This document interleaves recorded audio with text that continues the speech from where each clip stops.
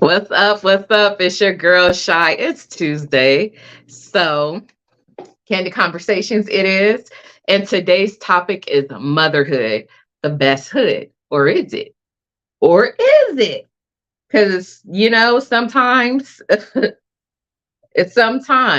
it, come on, let's be honest.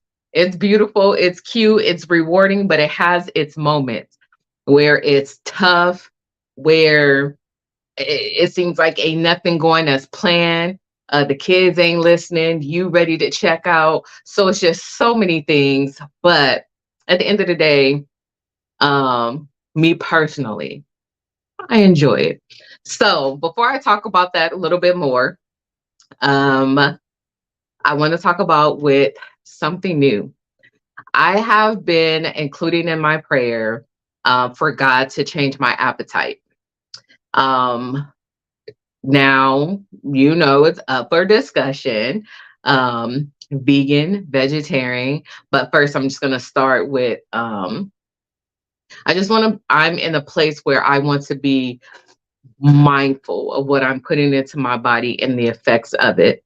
So, in that area, I have brought God in because I just really want to have help where it's a complete lifestyle change. It's not something that I'm doing temporarily. And I also, this time around, I want to incorporate my family.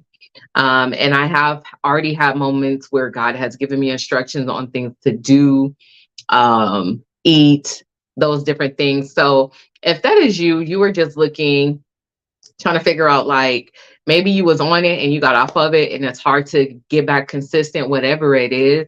Include God in that because with that it comes accountability as well as it helps you to be disciplined. That's my thing. I want to be disciplined. I want it to be second nature. And what I've also in advance have given myself is okay, this wig is all over the place. It's giving myself grace.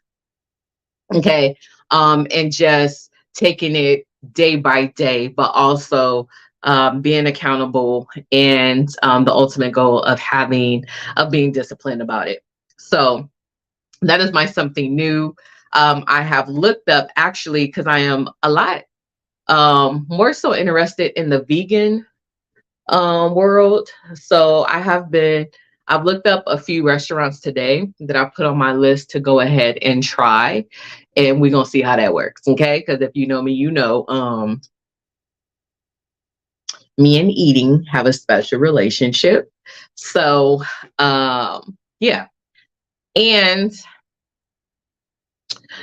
current events, something new that's going on in the world. I don't know. It's always something. But what I do want to share, the Healing for Her conference, which is called The Experience, we locked and loaded. If you, whatever information you want, all you got to do is go to my website, shariawright.com, click on the tab above that says Healing for Her, then experience, or you can just scroll all the way to the bottom and click on experience, whatever works for you. Because I also want you to see the other stuff. But I am super excited that anything you need, the last thing I wanted to do was secure a discount for us so that we're able to stay at the hotel that is zero point 0.7 miles from the location. Okay, so let me just talk about that for a minute. I love, love, love, love, love a nice hotel. Go ahead and give me a resort. I've been doing that since I was like a youngin. Okay. And not even just to go somewhere, but for me personally, those are things that I like to do. But what happens is if you're like, oh no, I only live 30 minutes away or an hour, I can drive and all this. We have to keep in mind that when we want a change, when we're saying I'm signing up for this because it's something, I not just want to support, but I also want to receive from God. There's some things I have, brought before him. I want to connect with other women, all of the reasons that you have. When you come out of that environment, and you go back into your own environment, it can steal the word, it can distract you, it can take away from you. So if you have a moment just to be in the moment, whether you do one day or both of the days, but when you are locked in that atmosphere, okay, you are getting the information, you're having time to start to process the information, you are still around like-minded people that you're getting that energy from, you're thriving, there's community support, there's other things that happens in that environment. So staying at the conference is not just, oh well, I live 30 minutes away, I could do this. It's bigger than that. Okay, it's bigger than that. And a lot of us are coming to deal with the stuff that goes on in our homes, to deal with the people that we are connected to. So I encourage you, start saving your money, or if you're able to pay everything up front, go ahead and do that. Like I said, in my Instagram stories the other day, make this a getaway. Get you and your good girl or good girls, and y'all make this a getaway. You know what I mean? And so if you know me, y'all know I'm at the resort. I'm going to be at somebody's resort.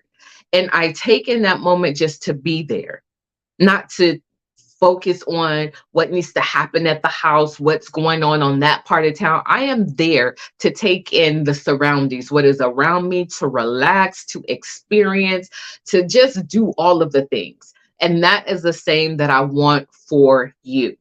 So, and here's the beauty of it, okay? I just made my request known, okay, using the word. And we got a discount that's a little over $100 on the rooms. So I need y'all to take advantage of that. And so also, our speakers are locked in. Our speakers are locked in for the experience. Our speakers are locked in for the experience. Okay, 2-day experience. If you do the all-inclusive, that get you both days, everything that's going on. If you do general admission, it gives you day 2 and everything that happens on day 2. And I wasn't going to do it, but I got talked into it. I did create a ticket just for the healing zone. Okay. Because I understand some people may work on Saturdays, you may not be able to make the experience, which is in the afternoon, the early afternoon on day 2. But I still wanted to give you an opportunity to get plugged in. So all 3 tickets, like I said, you want that all inclusive. Okay, all inclusive. We're opening up with day 1, which is Ignite. It is a empowerment service. Our speaker is the perfect fit for that. It's going to be a private dinner included, a special gift for those that are there for that night. And that is going to be the kickoff to our conference. Of course, I would love for go ahead, everybody sign up. But I know that may not happen because of other obligations. But again, I say this. If you have said, God, I need you to make this opportunity available. I want to connect with other women. I want to connect with you at a greater level, at a different level. I want to, whatever, I just need this for me. I'm just saying, he's answering. He's answering. Are you listening? Are you listening? He's answering. So with that being said, I just listen. Okay. So I got to be very clear about this. Now, if you know me, you understand this perfectly well. This is not about me. This is not about me. At every experience, I have been blown away. I have experienced God, and it's this particular conference. It's the intimacy for me. Being able to just be that connected with God, and then just to see the women, the pouring out, and come on now, like it has nothing to do with me. I know I'm clearly being used, okay? Because I I hear things I've never heard before. I'm experienced things at a deeper level. And the testimonies that come from it, the come on now. Come on now. God's presence definitely be up in the space. Okay. I done been to some spaces where I'm like, when is Jesus gonna arrive? Because this ain't it. And not judging, I'm just saying. So when God takes the time to stop by and visit and pour, I'm all for it. So in current events, that's what's going on. So again, um, you can go to my website and register. You can go to the website, share that information. If you're on my email list, you're definitely going to get a very detailed email breaking it down for you. Okay. Okay. And let me just do another current event. I brought back the I Am Beautiful workshop for teen girls. It's needed. It's necessary. If you're on my email list, you already know the stats and the things and all of that. But it is so important, and I'm so excited about that, which is going to happen July 8th. So if you have a young girl that you are connected to and you just want to sew into them, they're between the ages of 12 and 17, you're going to see that on the website as well. So let's talk about motherhood. For those that do not know, I did not want to be a parent. I didn't want to be a mother. And the reason I wanted to be a mother, because I felt like majority of my life, it was committed to parent others. And so as I got older, I'm like, well, I've already been a mom. So don't want to do that again. I just want to live my life. And that's how I felt. And literally, that's how I felt until I was 34. I was like, I may want a kid. Yeah, I may want a kid. Okay. And then I text about 4 or 5 people in a group text. I'm like, okay, I think I want a kid, but this will be the year it has to happen because I'm going to turn 35 at the end of the year. So this is it. Okay. And let me just say, be mindful of what you say because it happened in that year. And matter of fact, I was sitting at one of my favorite restaurants, RIP New China in Montclair, California. Um, and I was sitting there and I'm like, oh, this was the year I was supposed to get pregnant. And I text them, they're like, oh my gosh, girl, like whatever, not knowing I was pregnant. So let's fast forward. I have been blessed to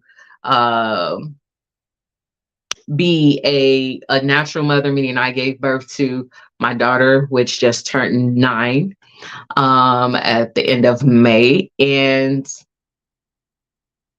one thing I want to say about motherhood that God has been highlighting for me, although I've acknowledged it pretty soon, pretty early on in her life, okay?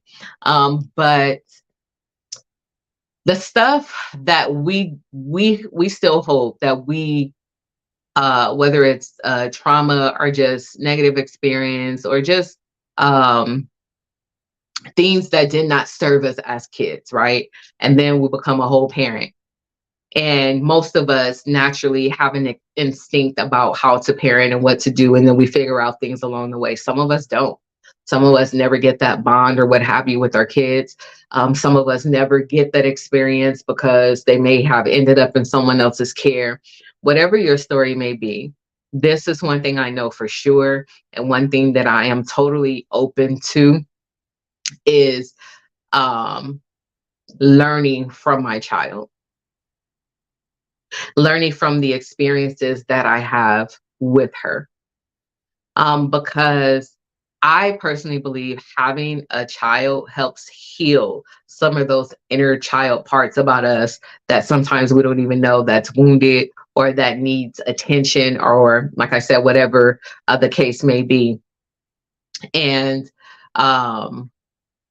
I feel like when you bring yourself into the fold, like understanding, okay, yeah, you're the parent and this is the child. But when you bring yourself to like, and when I say being on their level, hear me out.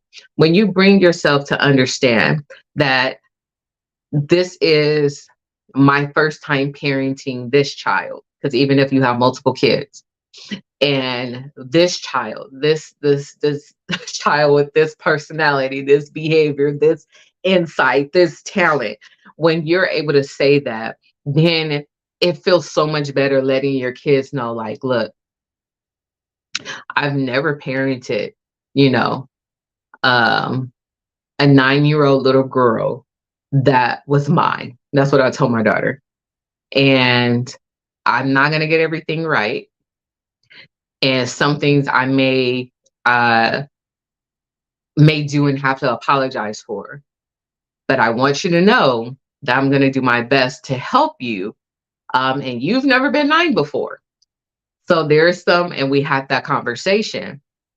And I feel like when you're able to do that, and that's what I mean by get on their level, um, that it breaks down a layer of I gotta have it all together. I gotta figure it out. I have to look strong. I have to be confident all the time. I can't. Um, that lets them, for me personally, the experiences that let them see you in a different light and let them know that even as an adult, like you need help sometimes and that you're willing to figure things out, meaning take accountability because as parents, we don't do everything right. We don't know all the answers. And I feel as though in my personal experience that has brought comfort. And then also has taken kind of like that indirect pressure that we have just in general about with being a parent. And so I am fully aware that everyone does not have a positive parenting experience for multiple reasons. So I don't want to say is motherhood is the best of, because some people are like, no, this is not what I signed up for. This is not what I thought it was going to be. Um, and again, all kids are different. So you have your healthy kids, you have kids that may be sickly, that may have developmental challenges. You may have even vice versa. The kid is fine, but that's the situation with the parent. So the parent not feeling equipped or able, or down about not being able to show up 100% for their child. So that is one of the things that have helped me. In addition to me just acknowledging those moments where I'm like, okay, Lord, I'm going to need your help and your guidance because at this particular age, this is where I felt this way, that way, and this way. And I did this as a child. And I want you to help me be there as best as I can for my child. So show me, tell me what to do, tell me what to say, as I shared before, I didn't grow up in the household that was very like saying I love yous and hugs and all of that. But that's what my household is. And sometimes because that was a huge part of my life, sometimes it is hard. Not hard. Sometimes I have to be intentional, like when I don't feel like that, giving that, because it's not just about me, right? In relationships, they're not just one-sided. And sometimes our kids want to see us vulnerable. We need to give them hugs, we need to give them kisses, we need to give them I love yous. And I understand that it can be challenging to do that when you never got it. And then sometimes it's the opposite because you didn't give it and you needed it so much, you know how to give it. And then it's like, oh, you kind of overdo it because there's not, whatever the case may be. All I'm saying is it's needed and it's necessary. And in that, when you're able to open up to that and become vulnerable, mhm, become vulnerable, it only is going to help y'all relationship. So, and like I said, it also takes off this pressure that we just naturally have as being parents. Um, so again, That's why it's the question mark. Is motherhood the best hood? Because everybody don't feel that way. And and it's okay. I know with certain things, it's like, oh my gosh, how can she say that? And it's like, okay, I am human. Okay. And that's how I feel. If I'm not able to be honest about my feelings, then how am I going to be able to come up with a resolve? How am I going to be able to heal this? How am I going to be able to connect why I feel this way if we don't allow people to be honest with where they are at? Okay. Give a little grace. Shoot, forget a little. Sometimes give a lot of grace. Okay. And stop leading with judgment, but lead with love. This parenting stuff, even if you are doing your best and you feel like you got everything locked and loaded, this parent, being a mother can be challenging. Being a mother can be hard at times. Being a mother, just as much as it can be rewarding and fulfilling, and I'm thankful that God chose me. And nothing in this world is perfect, but you can make it be perfect for you. And so, like I said, lead more with love and less judgment. Now, let me just be honest. Okay. For those that just don't want to take care of their responsibility, you have everybody else taking care of your kids and you're not taking care of them. All of the time that they have been outside of your care or while you've been doing whatever you've been doing, you should have also been taking the time to figure out, to understand, to heal, to become better as to why you feel so comfortable leaving your kids in the care of other people when you are a well able bodied person and you out here living and doing your thing. Because at the end of the day, those kids are being infected by that. I did say infected, and they're being affected by that. And one thing that I learned, I have a lot of child development background, and one thing for majority of the situations that I've seen, it does not matter how much, in most cases, that a parent has been absent or whatever, all the child wants is that parent. Does not matter what this person has said, that person has said, all that child wants is that parent. And growing up not understanding, well, why my mom don't want me, why I can't live with my mom, why I see my mom going here and going there, but I'm over here with grandma or auntie or cousin or whoever, or in a system, whatever it may be.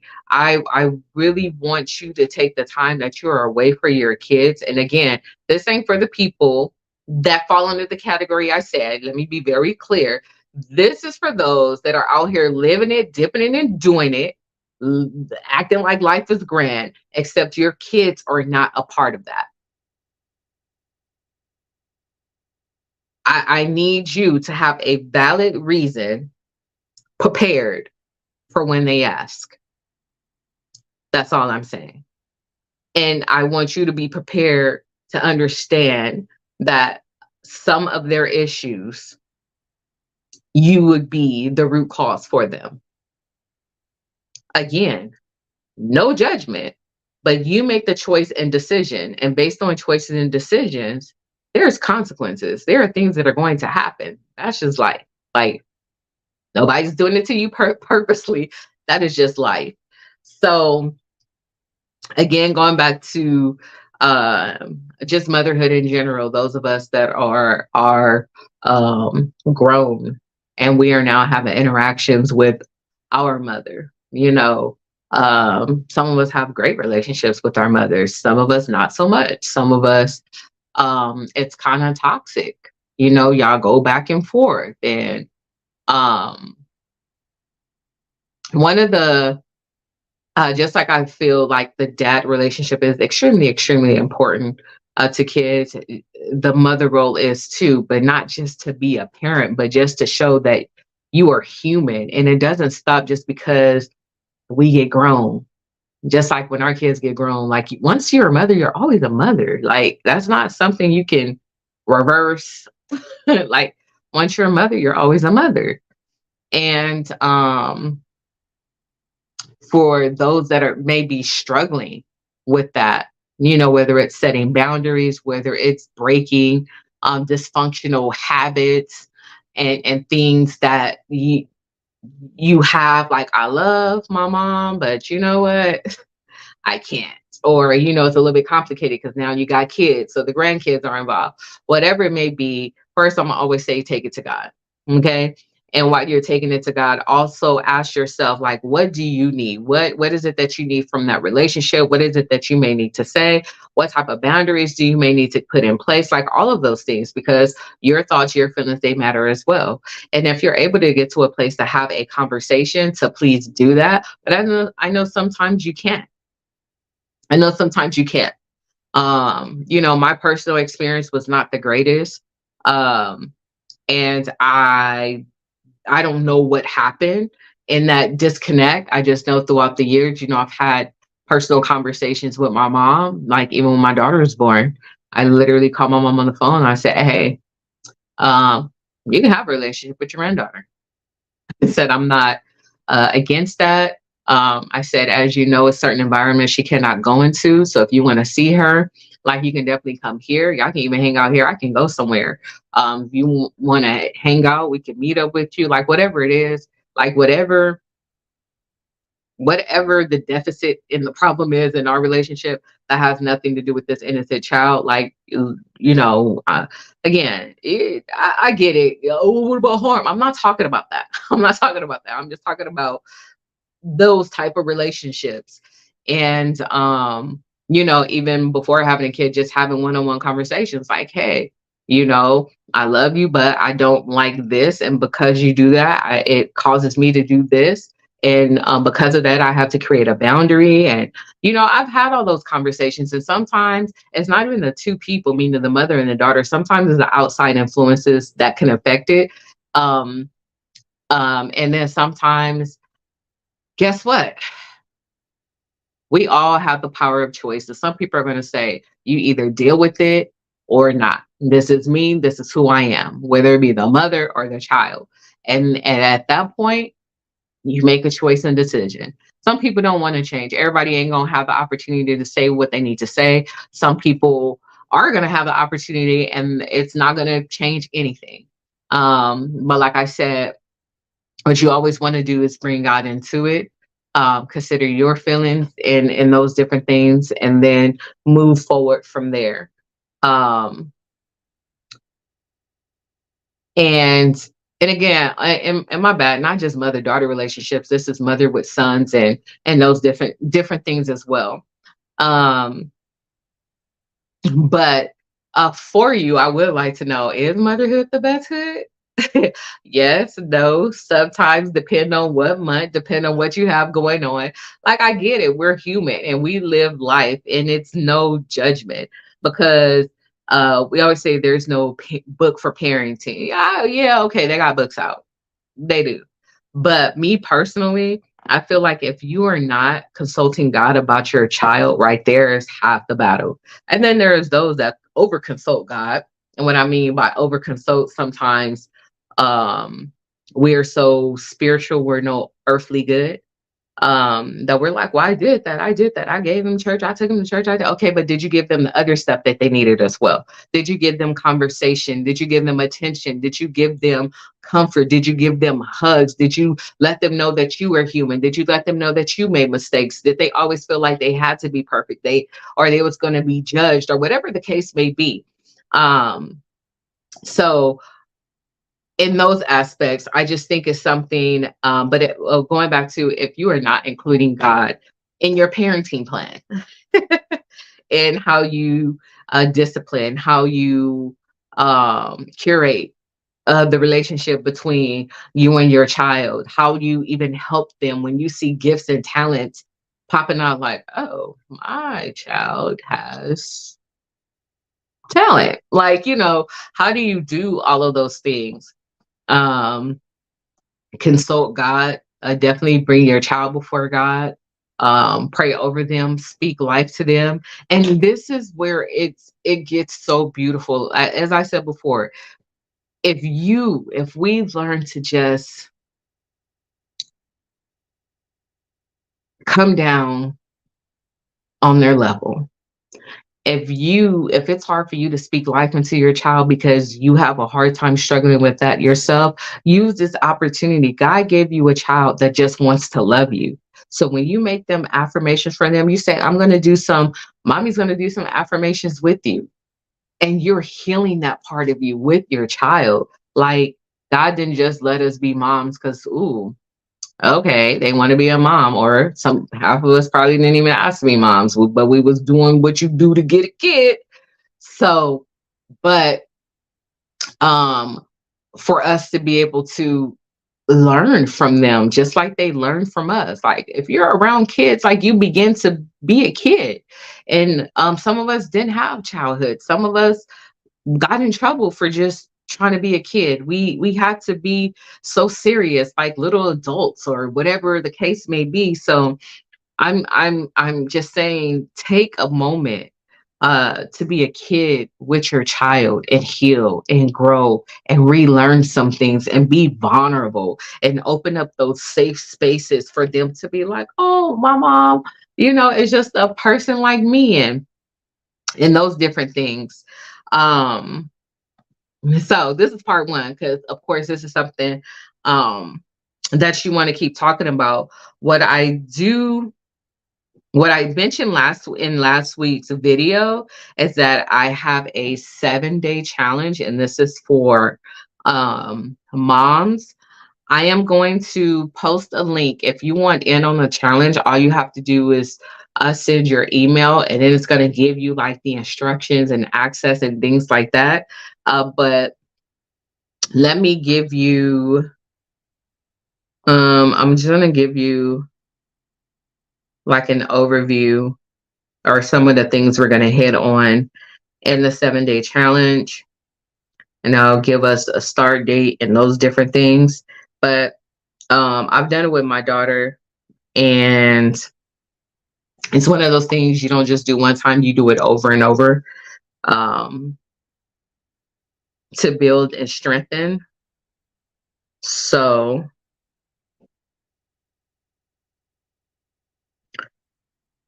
here are some of the things we're going to talk about. It's 7 days of prayer. It's a challenge for moms.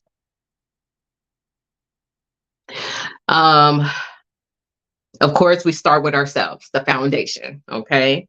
Um, and then throughout the challenge, we're going to pray for some specific things, for instructions, for guidance, wisdom, vision, regarding our kids' purpose, how we are our kids' first teachers, those different things, strength and covering.